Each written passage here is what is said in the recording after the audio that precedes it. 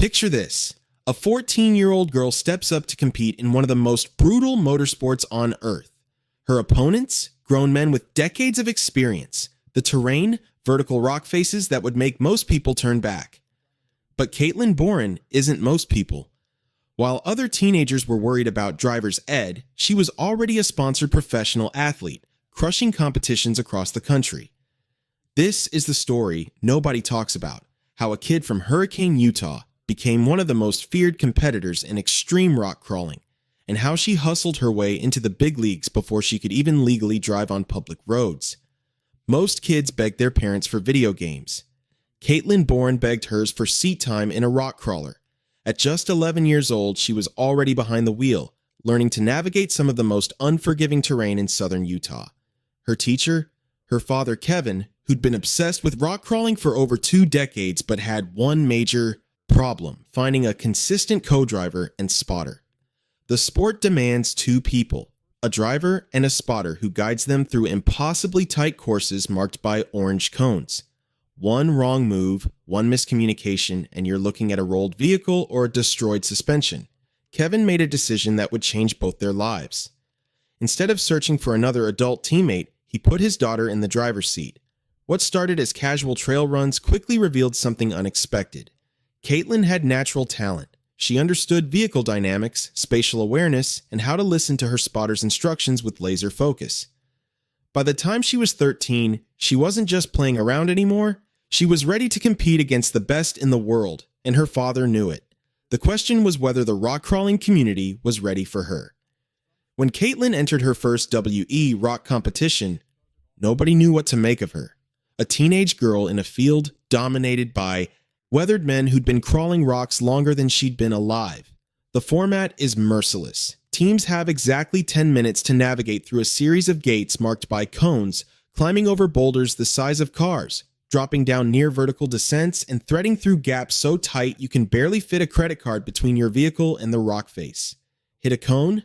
Penalty points. Have to reverse? More penalties. Need outside help after a rollover? You're done. Caitlin's first time on course was overwhelming. The clock starts ticking the second you enter, and there's no time to think, only react. Her father would be running around the Jeep, shouting directions over the engine noise, telling her when to cut the wheel, when to give it gas, when to let gravity do the work. One wrong move and they'd lose precious seconds they couldn't afford. The stress was intense, the learning curve brutal. But something clicked. Where other drivers would panic under pressure, Caitlin stayed calm. She learned to trust her father's voice completely, executing his instructions without hesitation. And then the results started coming in. The rock crawling world had to face an uncomfortable truth. This teenager was better than most of them. In her last 6 competitions before nationals, Caitlin finished first in 4 of them and second in the other 2.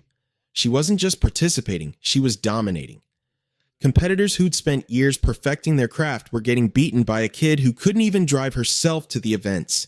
The progression was insane. She started in Sportsman C, the entry-level class, but her skills quickly outpaced the competition. Soon, she was running Pro Mod, going head-to-head with the sport's elite. What separated Caitlin from everyone else wasn't just raw talent. It was her ability to execute under pressure. Rock crawling rewards precision over power. You can have the most built rig in the world, but if you can't place your tires exactly where they need to be, if you can't feel the weight transfer as you climb a vertical face, if you can't communicate perfectly with your spotter, you're going to lose. Caitlin mastered all of it. She learned advanced techniques like rear burns, a maneuver where you spin the rear tires to pivot the vehicle in tight spaces, faster than drivers twice her age. Her spatial awareness was off the charts, and her ability to stay cool when the clock was running down, that's what made her dangerous. Success in rock crawling comes with a brutal price tag. Custom-built rigs, constant mechanical repairs, travel expenses to competitions across multiple states. It adds up fast. After one particularly expensive season, Kevin sat his daughter down and gave her the reality check. This sport was bleeding them dry financially. If she wanted to keep competing, they needed sponsors, real ones, the kind that could actually offset the costs of running a professional operation. Most parents would have made the calls themselves, not Kevin. He told Caitlin that if she wanted it bad enough, she'd have to make it happen. So at 14 years old, Caitlin picked up the phone and started pitching. Not with a parent holding her hand, not with a manager making introductions, just a teenager cold calling companies and explaining why they should invest in her. And somehow, it worked. She landed Maxxis tires, Yukon gear, and Axle, the car barn, Warren Industries, Summit Machine, Raceline wheels. The list kept growing. And among those sponsors was Matt's Off-Road Recovery, the massively popular YouTube channel that had turned vehicle recovery into entertainment for millions of subscribers. These weren't small local shops giving her free stickers. These were major industry players backing a teenage girl because they believed in her ability to win. The hustle paid off, and Caitlin had secured her future in the sport. Nationals is where legends are made or broken.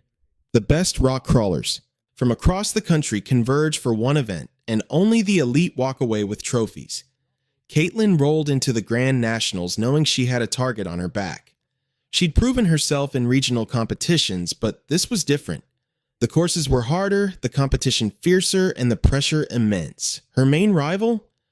Another teenager, Braxton Coleman, a 15-year-old prodigy from Laverkin, who was equally dominant in the Pro Mod class. The two Utah teens were about to put on a show. The battle was intense. Braxton and his spotter Brett Robison were nearly flawless, building a massive 72-point lead that gave them the championship. But Caitlin and Kevin weren't going down without a fight. When it came to the final shootout, the most difficult course of the entire event, Caitlin posted the lowest score of anyone. It was a statement. Even though she finished second overall, she'd proven she could go toe-to-toe with the best and come out on top when it mattered most. Second, place at Nationals as a teenager wasn't a loss.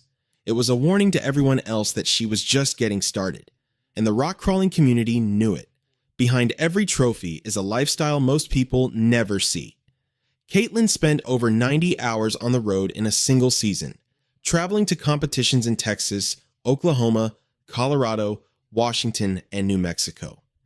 While her friends were going to homecoming dances and football games, she was strapped into a rock crawler, attacking courses that would terrify most adults. The preparation alone was exhausting. Mechanical work, course study, physical conditioning. But the travel? That's where the real bonding happened.